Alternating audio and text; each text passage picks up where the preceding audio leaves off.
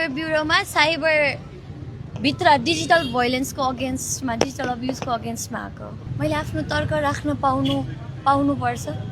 यो लोकतान्त्रिक राष्ट्र हो र यहाँ सबैले आफ्नो तर्क राख्न पाउनुपर्छ।